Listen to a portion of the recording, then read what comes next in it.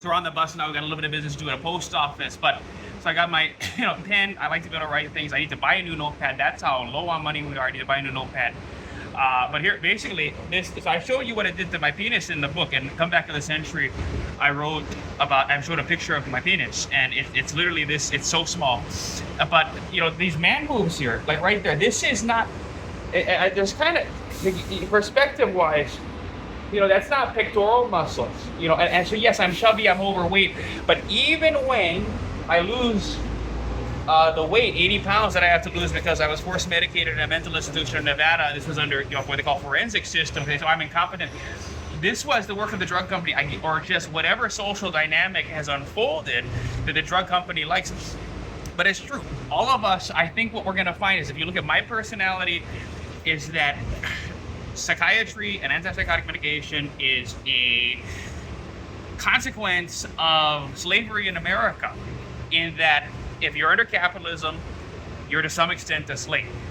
And if you've got someone talking about owning the slaves in elementary school instead of being one of them, that's not fair to the world. And so you can easily brainwash families into going with medication for someone like me because they're from a social class, but already you're for some reason you can say all these things you want about, this is because of the internet. And yes, I'm from that weird middle period. I'm a late millennial, and so from that weird middle period where you didn't have Robert Kiyosaki, and you didn't know about property above you and things people could afford that were richer than you. You were just living the life you were told to live, to contribute to society, to increase the GDP or keep the GDP where it should be, to help everybody else, as in people richer than you. But people like me just were meant to be billionaires. And we start talking about these things with people, it gets scary. And little do you know, I'm trying to free everyone around me in elementary school from the slavery that they're going to be under. And if they let me do it, but they said, no, shut up.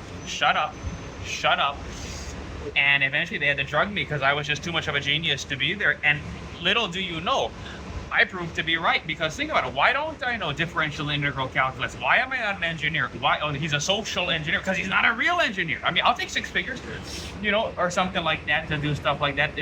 Hooked up to sit in front of a computer, and the computer does everything because I know calculus. Okay, that will give him the money for it. So that's the thing with value. You're given this bogus job, like I was talking about, and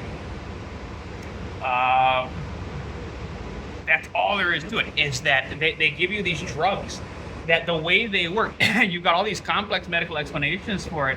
And it isn't just Otsuka's Abilify that I was on. Haldol's worse. The one that I was on for several months and was able to get off when I got out of the psychiatric institution, got out of jail. And I was in jail for 2.5 years. And then they just disappear the cases. So I don't even have a Donald Trump felony to show for it. They just disappear the cases.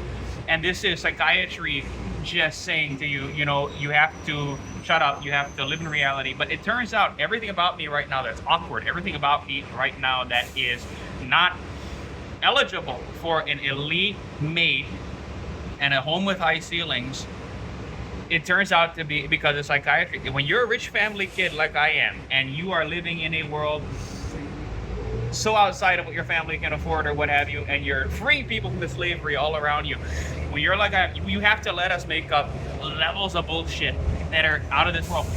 And it's only going to slow us down and hold us back for life and put us into psychiatry if you don't let us just make up the same bullshit. You could say that's schizophrenia, but maybe it's a kind of genius for some people, and it is for me, because what being on these drugs did was, again, it decreased my fight or flight reaction. Oh, you look in the mirror, you're fat, you should do something about it. But no, you just start dreaming. I want a girlfriend. You got to do something about it. No, you just start dreaming.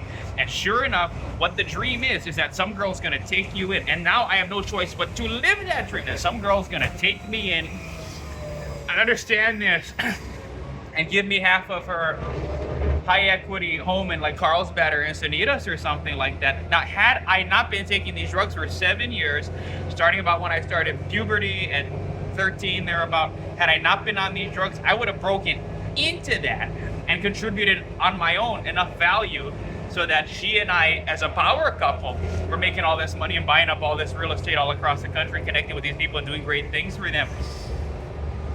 And having an incredible place in our community. But you, as I'm making this argument, you're no idiot. You understand it, and you shut down someone's adrenal fight or flight reaction. But someone said, and we're going to get into how, especially here in San Diego, this anti-patriarchy mentality surrounding things, it serves a kind of eugenic purpose or function. And, you know, suddenly the scale of things begins to change.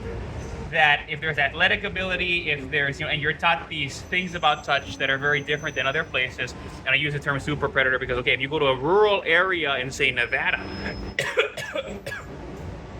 people are coarse, and you see things that would be suppressed in a large metropolitan area like here in San Diego.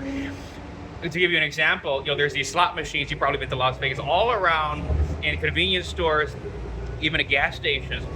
And